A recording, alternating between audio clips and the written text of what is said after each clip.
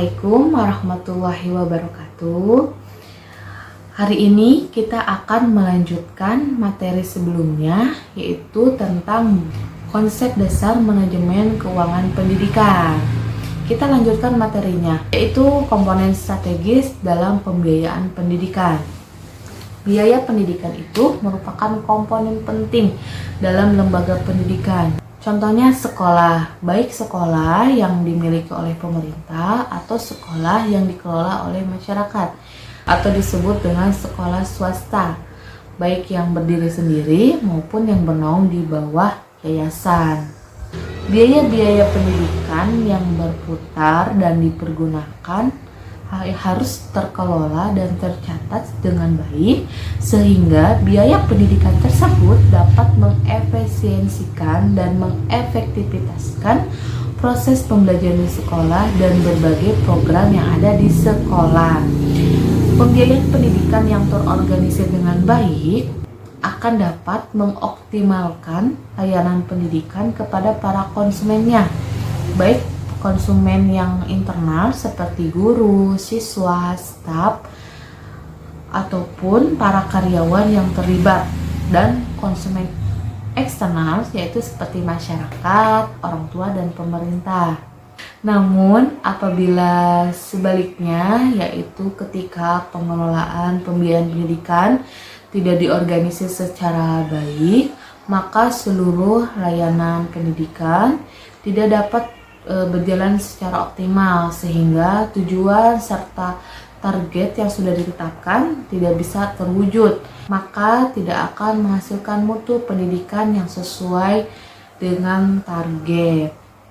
Pengelolaan biaya pendidikan itu dimulai dari perencanaan sampai pembuatan pertanggungjawaban oleh bendaharawan sekolah.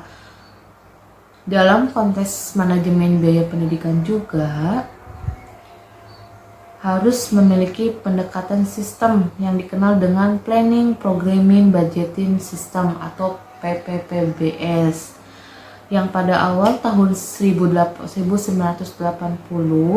yang selanjutnya dikenal dengan istilah Sistem Penyusunan Program dan Anggaran atau disingkat SIPA. Di Indonesia sendiri yaitu menggunakan sistem tadi yang sudah ibu sebutkan.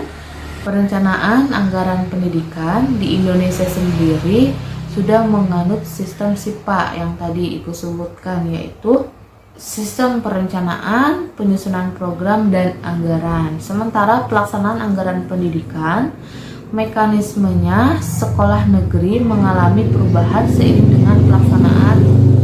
Jadi sekolah negeri mengalami perubahan seiring dengan pelaksanaan kebijakan desentralisasi dan otonomi daerah. Jadi untuk pelaksanaan anggaran pendidikan ini, setiap daerah memiliki kebijakannya masing-masing dan itu bersifat berubah-ubah. Saat ini aliran dana dari pusat ke daerah dilakukan melalui mekanisme dan pertimbangan, khususnya melalui dana alokasi umum yang bersifat block grant. Selain melalui mekanisme dana pertimbangan, alokasi dana pusat ke daerah juga dilakukan melalui mekanisme pelaksanaan dekonsentrasi dan tugas pembantu. Pemerintah provinsi selain melaksanakan tugas desentralisasi sekaligus juga melaksanakan tugas dekonsentralisasi yang secara operasional dilakukan oleh dinas atau teknik provinsi. Jadi uang itu nanti dari pusat diberikan kepada daerah dan dari daerah lalu disebarkan ke setiap sekolah yang ada di daerah itu. Dan untuk perantara dari pusat ke daerahnya itu ada pemerintah provinsi, yang mana mereka itu melakukan dua tugas, yaitu mekanisme desentralisasi dan mekanisme dekonsentrasi. Dalam melaksanakan anggaran pendidikan harus sesuai dengan sasaran yang tepat dan sesuai dengan sumber daya yang diperoleh. Biaya pendidikan yang didapat dari sumber-sumber dana kemudian dipergunakan dan dialokasikan sesuai dengan kebutuhan dan kegiatan sekolah. dalam mengalokasikan dana pendidikan biasanya memperhatikan komponen-komponen siswa, guru, dan ruang belajar. Selain itu juga pengalokasian dana berdasarkan bobot tujuan pendidikan, berdasarkan tingkat angka partisipasi siswa, dan berdasarkan rumus-rumus alokasi keuangan. Jadi di sini jumlah siswa juga mempengaruhi berapa dana yang diterima oleh sekolah dari pemerintah. Jadi semakin banyak siswa, semakin banyak juga dana yang diterima. Akan tetapi semakin banyak siswa, semakin banyak dana yang diterima, maka pengeluaran sekolah pun semakin besar. Jadi intinya antara sekolah yang siswanya misalnya 50 dengan sekolah yang siswanya 100, walaupun jumlah dana yang diterima beda jumlahnya, akan tetapi pengeluarannya sama saja atau disesuaikan dengan beban sekolah masing-masing. Untuk mengalokasikan dana kepada siswa bisa digunakan dengan cara yang mudah, yaitu berdasarkan perhitungan siswa dari awal tahun, tengah tahun, dan akhir tahun.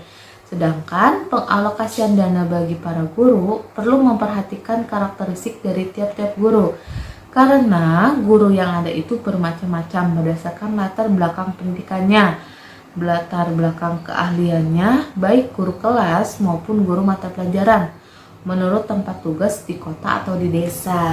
Jadi begini, uang atau dana yang dialokasikan untuk guru itu harus mempertimbangkan beberapa aspek.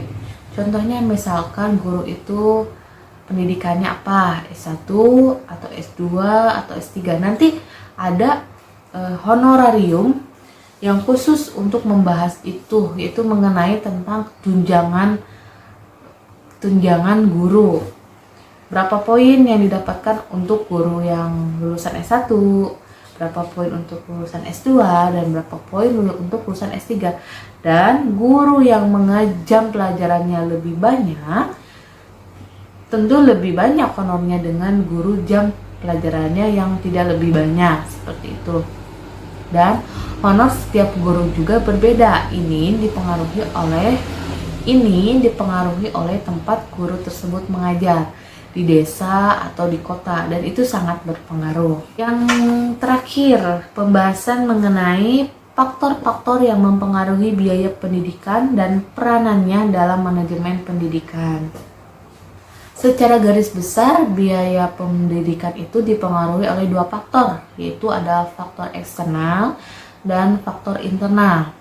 Kita mulai dari faktor eksternal atau yang dipengaruhi oleh pihak luar. Yang pertama yaitu berkembangnya demokrasi pemerintah. Jadi begini, dahulu banyak negara yang masih dijajah oleh bangsa lain. Dengan lepasnya bangsa itu dari cengkraman penjajah, terlepas pula kekangan atau keinginan memperoleh pendidikan. Konsekuensi dari adanya demokrasi itu, maka pemerintah menyediakan dana yang cukup untuk itu. Jadi kalau misalkan suatu negara lepas dari penjajah, maka pemerintah itu harus memberikan atau harus mampu mendanai biaya pendidikan di seluruh negaranya. Misalkan setelah merdeka bisa jadi anggaran sebuah sekolah itu lebih sedikit dibanding sebelum merdeka. Ini bisa saja terjadi sebab misalkan kalau sebelum merdeka biaya pendidikan sekolah atau anggaran sekolah itu dibantu oleh negara yang menjajah bangsa tersebut. Itu yang pertama. Yang kedua, kebijakan pemerintah. Jadi kebijakan pemerintah pun berpengaruh pada biaya pendidikan. Pemberian hak kepada warga negara untuk memperoleh pendidikan merupakan kepentingan suatu bangsa agar mampu mempertahankan dan mengembangkan bangsanya. Namun demikian, agar tujuan itu tercapai, pemerintah memberikan fasilitas berupa hal-hal yang bersifat meringankan dan menunjang pendidikan. Misalnya, pemberian pembiayaan yang besar bagi pendiri gedung dan kelengkapannya, meringankan beban siswa dalam bentuk bantuan SPP dan pengaturan pemungutan serta beasiswa, kenaikan gaji guru dan lain sebagainya. Salah satu contoh dari kebijakan pemerintah yang mempengaruhi biaya pendidikan itu yaitu dengan adanya dana BOS. Jadi ketika pemerintah mengeluarkan kebijakan bahwa setiap sekolah berhak menerima dana BOS, yaitu dana operasional sekolah, maka saat itu siswa tidak dibebani oleh uang SPP, sehingga siswa yang mampu maupun tidak mampu itu berhak menerima pendidikan sampai 12 tahun. Yang ketiga, tuntutan akan pendidikan. Kenaikan tuntutan akan pendidikan terjadi di mana-mana. Di dalam negeri, tuntutan akan pendidikan ditandai oleh segi kuantitas, yaitu semakin banyaknya orang yang menginginkan pendidikan dari segi kualitas yang lebih tinggi. Bagi suatu bangsa, kenaikan tuntutan ini mempertinggi kualitas bangsa dan menaikkan taraf hidup. Di luar negeri, pendidikan selalu dicari di negara-negara yang melaksanakan sistem pendidikan yang lebih baik dan lebih bervariasi. Jadi, alhamdulillah sekarang masyarakat Indonesia itu untuk mengenyam pendidikan itu keinginannya sangat tinggi. Sehingga semakin tinggi keinginan kita untuk mendapatkan pendidikan yang lebih tinggi, yang lebih baik, maka itu bisa mempengaruhi biaya pendidikan yang harus kita keluarkan. Karena kita keinginannya sangat tinggi untuk mendapatkan pendidikan yang lebih tinggi atau lebih baik, maka kita akan mencari, siswa tersebut nanti berkeinginan untuk sekolah yang misalkan sampai perguruan tinggi. Sehingga dibutuhkan biaya yang cukup besar orang tuanya untuk mendukung biaya pendidikan anaknya. Terakhir, adanya inflasi. Inflasi adalah keadaan menurunnya nilai mata uang negara. Faktor inflasi sangat berpengaruh terhadap biaya pendidikan karena harga satuan biaya tentunya naik mengikuti inflasi.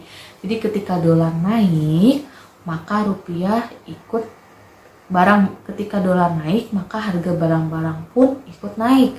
Ketika harga barang-barang ikut naik, maka anggaran yang dikeluarkan oleh sekolah untuk membantu berjalannya pendidikan itu akan lebih besar dari sebelumnya. Mungkin itu contoh kecilnya dari inflasi. Yang terakhir yaitu faktor internal, yaitu faktor-faktor yang berasal dari dalam sistem pendidikan. Meliputi hal-hal berikut. 1. Tujuan pendidikan. Sebagai salah satu contoh bahwa pendidikan berpengaruh terhadap besarnya biaya pendidikan, merupakan tujuan institusional suatu lembaga pendidikan. Berubah tujuan pendidikan ke arah penguasaan 10 kompetensi dibandingkan dengan tujuan yang mempengaruhi besarnya biaya yang harus dikeluarkan. Jadi maksudnya seperti ini. Ketika dalam lembaga pendidikan itu memiliki tujuan A, B, C, D, misalkan tujuannya diikuti dengan berbagai banyaknya program, maka siap-siap saja lembaga tersebut itu perlu menyediakan dana yang lebih besar untuk mencapai tujuan-tujuan tersebut. Kedua, pendekatan yang digunakan. Strategi belajar mengajar menuntut dilaksanakannya praktek dan laboratorium supaya pembelajaran lebih efektif, dan hal ini menuntut lebih banyaknya biaya. Jadi misalkan guru sains ingin membuat inovasi dalam pembelajarannya. Ini salah satu pendekatan pembelajarannya. Inovasinya dengan melakukan penelitian di laboratorium. Untuk mengadakan laboratorium tersebut, untuk mengisi barang-barang yang ada di laboratorium dan menyediakan bahan-bahannya itu diperlukan biaya, sehingga cara ini menjadi faktor yang mempengaruhi biaya pendidikan.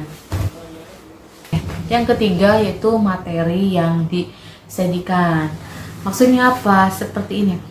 Contohnya ibu, sekarang ibu mengajar kuliah menggunakan video pembelajaran. Materi ini metodenya melalui video pembelajaran, di mana ibu untuk bisa mengajar melalui metode ini itu diperlukan fasilitas seperti handphone, mic ini, terus standing kamera supaya kamera bisa berdiri, terus kuota internet, dan yang terakhir harus menyediakan laptop. Ini laptop untuk menyimpan bahan ajar, sehingga materi tersebut memiliki atau membutuhkan biaya lebih dalam proses pembelajarannya. Beda dengan ketika ibu mengajar di kelas, ibu tinggal menerangkan di depan kelas, tidak perlu menggunakan kota, tidak perlu menggunakan handphone. Terakhir, yang mempengaruhi faktor biaya pendidikan yaitu tingkat dan jenis pendidikan. Maksudnya apa? Kan tingkat pendidikan itu dimulai dari SD, SMP, SMA. Jenis pendidikan ini ada yang bersifat formal dan informal. Nah, setiap tingkatnya pendidikan ini dan setiap jenisnya itu berbeda-beda biaya yang dibutuhkan. Bisa jadi semakin tinggi tingkat pendidikan, akan semakin besar biaya yang dibutuhkan. Contohnya SMA lebih besar biayanya dari SD. Seperti itu maksudnya. Oke, mungkin itu saja untuk bab 1. Pembahasannya kita sudah selesai. Ibu mohon maaf apabila banyak kekurangan. Terima kasih atas perhatiannya. Wallahu muwaffiq ila aqwamit thoriq. Wassalamualaikum warahmatullahi wabarakatuh.